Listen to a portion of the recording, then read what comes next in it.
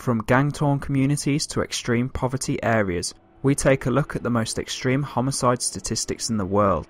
All statistics are based on murders per 100,000 inhabitants of the country yearly. This is done by local governments and research groups. Keep in mind the average homicide rate worldwide is 6.2 per 100,000 people on this earth as a comparison for this list. At number 10 on the list is Colombia. With Colombia having 4 major drug trafficking cartels, which has a direct influence on the social class, this is a direct correlation with the high murder rates for this country. For many Colombians, cocaine and marijuana have become a lifestyle. Throughout the 1960s and 70s, demand for the drugs was increasing, which led to more and more drug production and conflict throughout the country.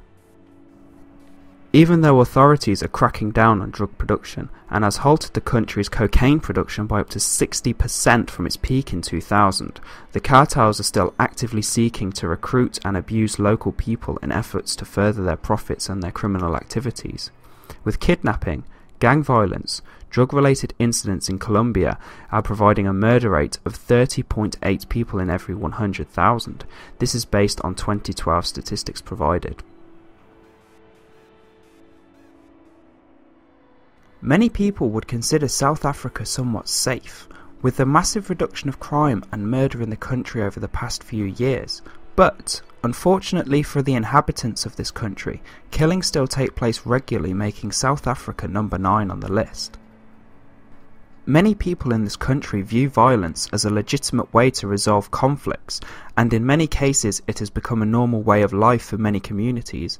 Many males have been brought up with the idea that sexual behaviour against unwilling women is a legitimate way, which has led to many women being killed.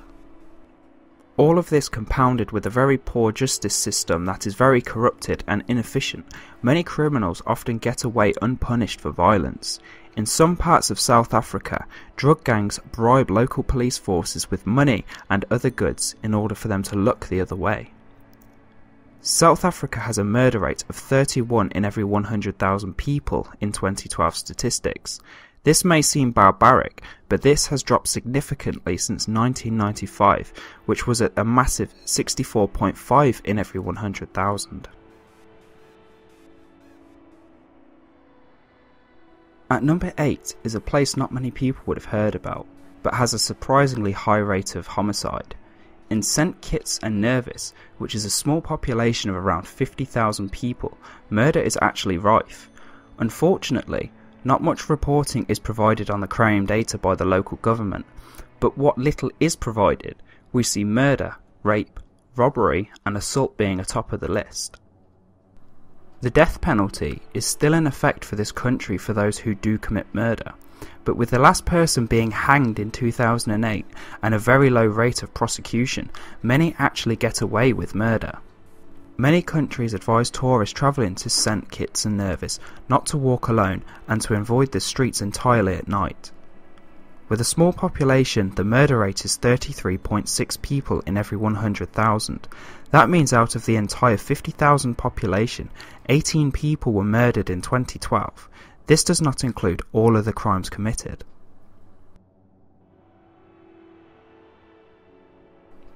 Next on our list is a country again with a very small population, but with a very high rate of homicide. Swaziland has a reputation as one of the world's hotspots for crime, published in a report by the United States government. Residents of this country are so fearful of the local gangs that they live behind perimeter walls, and those with wealth have to pay for security guards and a security response team. These are classed as essentials throughout Swaziland, as gangs take part in robberies in broad daylight while they patrol around towns and cities looking for victims to rob. The problem is so rife that gangs will enter homes regardless of the time of day or who is in the property, which often leads to violent conflicts. Due to the police having limited equipment and resources, criminals are not fearful of the local law enforcement at all. This reflects in the 33.8 people killed in every 100,000 based on 2012 reports. Developed countries actually discourage travelling to this region due to the high crime rate.